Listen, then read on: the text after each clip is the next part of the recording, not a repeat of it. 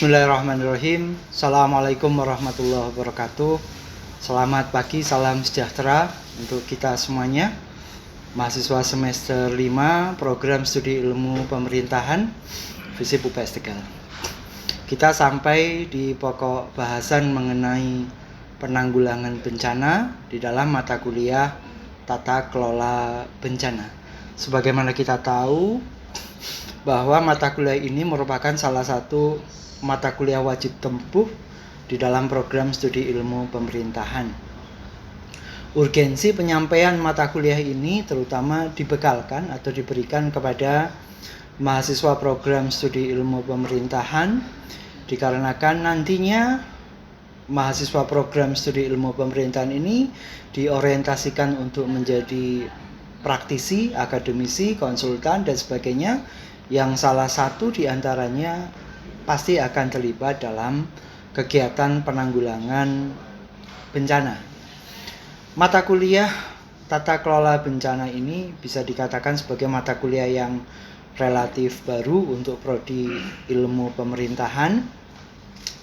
Ada paling tidak 3 perhatian besar yang diberikan di dalam mata kuliah Tata Kelola Bencana ini, yaitu perhatian pada kegiatan pra bencana atau sebelum bencana itu terjadi, kegiatan pada masa tanggap darurat bencana, dan kegiatan pada masa pasca bencana atau kegiatan di saat tahapan rekonstruksi pasca bencana.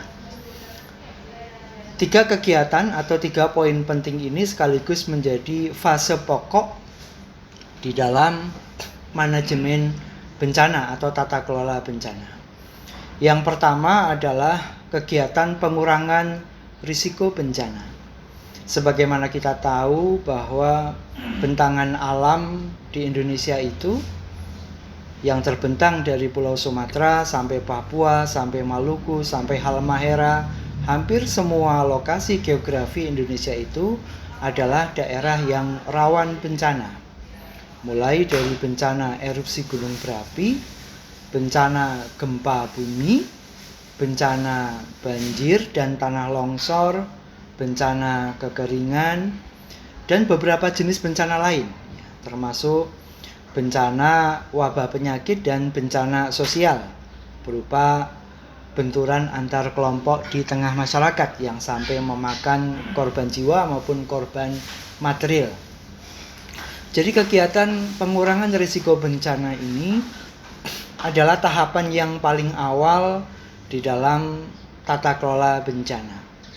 Kita harus pahami lebih dahulu pemahaman mengenai apa itu bencana.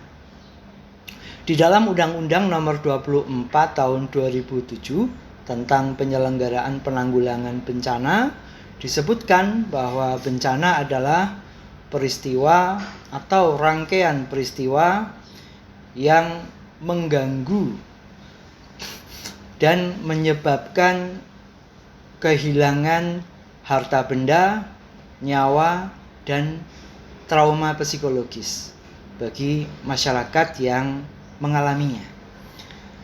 Dengan pemahaman ini bahwa bencana itu merupakan peristiwa dan rangkaian peristiwa yang mengganggu dan mengancam penghidupan masyarakat, menghilangkan nyawa, kerugian harta benda, maka kehadiran bencana tidak satu orang pun yang mengharapkan.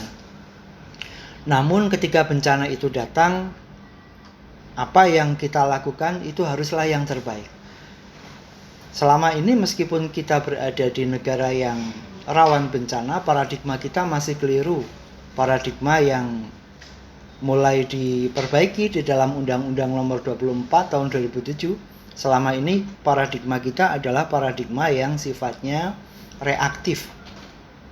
Undang-Undang 24 Tahun 2007 mengajak pada kita masyarakat Indonesia untuk merubah mindset atau paradigma kita menjadi paradigma yang sifatnya antisipatif, ya.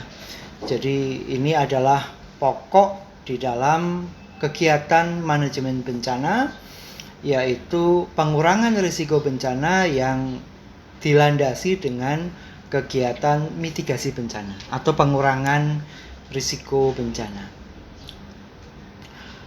Pengurangan risiko bencana atau mitigasi bencana ini sendiri nanti bisa kita pilah-pilah ke dalam beberapa pokok, antara lain mitigasi struktural dan mitigasi non-struktural. Itu semuanya nanti akan terlampir di dalam modul mata kuliah maupun materi pembelajaran yang terlampir di dalam Learning Management System LSakti. Nanti silahkan saudara sekalian membaca, mempelajari, sehingga ketika nanti kita diskusi kelas, tinggal pengembangan lewat pertanyaan dan jawaban kajian yang berkelanjutan.